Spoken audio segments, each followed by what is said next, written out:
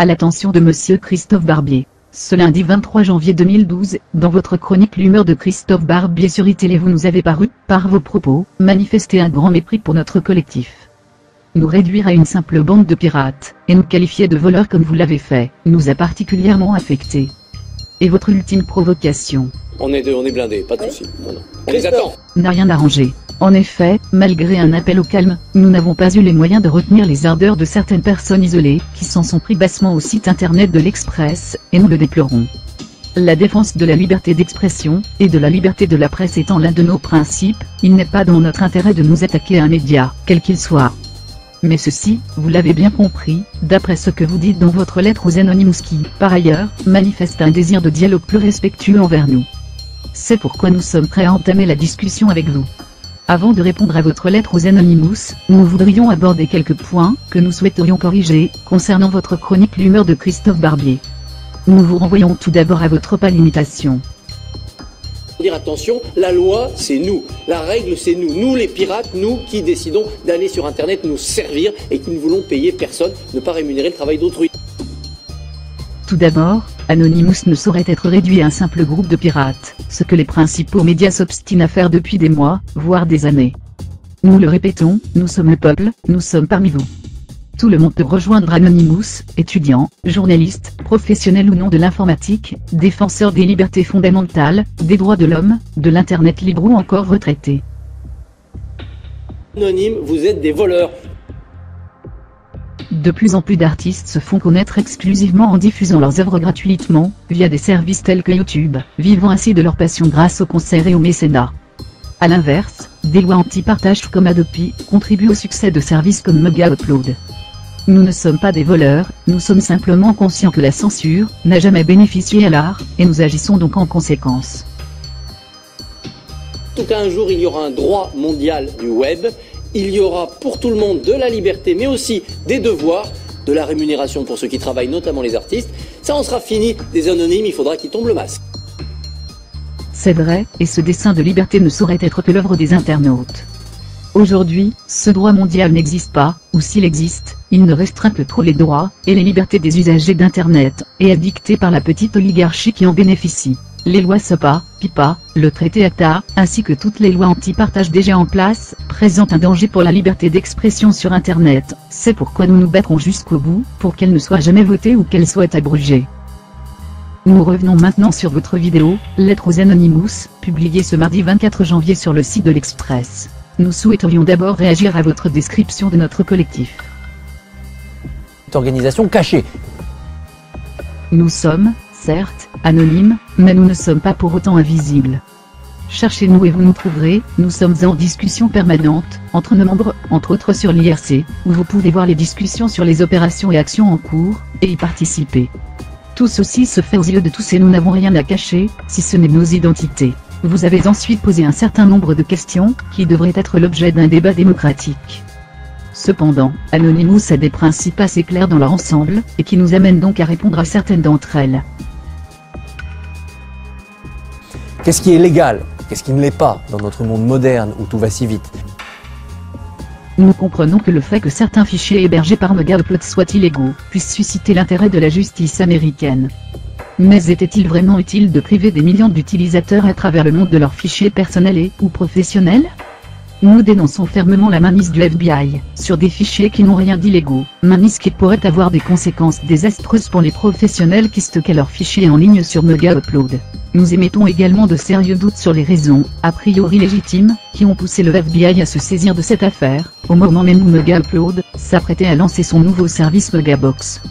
En effet, ce service aurait permis aux artistes de mettre leurs œuvres à disposition du public, et de bénéficier de près de 90% des recettes. Il est très clair que cela aurait été bien dérangeant pour les majors. Nous nous étonnons de la facilité avec laquelle le FBI a pu organiser son intervention, alors que la nécessité d'obtenir des autorisations pour intervenir à l'étranger constitue paradoxalement un handicap majeur dans d'autres domaines, comme par exemple dans la lutte contre la pédophilie et la pédopornographie sur Internet. La défense des intérêts privés, comme ceux des grands majors, primerait-elle sur la cause des enfants victimes de ce fléau? Qu'est-ce qui peut être gratuit? Qu'est-ce qui doit être payé? Parce que derrière, il y a des gens qui ont travaillé et qui méritent salaire. Anonymous respecte le travail accompli par les artistes. Nous sommes prêts à payer pour obtenir une copie de leurs œuvres, ce ne serait que juste récompense pour eux. Seulement, le prix actuel des œuvres artistiques est bien trop élevé en comparaison de ce que les artistes se voient rétribuer, généralement au profit des majors. Si l'on ne peut utiliser gratuitement le service d'un intermédiaire, on peut cependant s'en passer. Les majors sont des intermédiaires, comme Internet est un intermédiaire entre un artiste et son public. Le chiffre d'affaires du téléchargement légal ne cesse d'augmenter, comme le démontre le rapport de la SNEP. Les principaux consommateurs sont aussi ceux qui téléchargent illégalement, et sont les principaux défenseurs du mécénat. Il faut également se poser la question du mode de rétribution. Depuis un certain temps maintenant, le chiffre d'affaires des ventes de CD diminue. Mais ce support ne disparaîtra pas plus que le disque vinyle, car il est aussi porteur d'une valeur émotionnelle. Cependant, son déclin entraîne une perte de monopole pour l'industrie du disque, alors même que les supports virtuels sont en plein essor.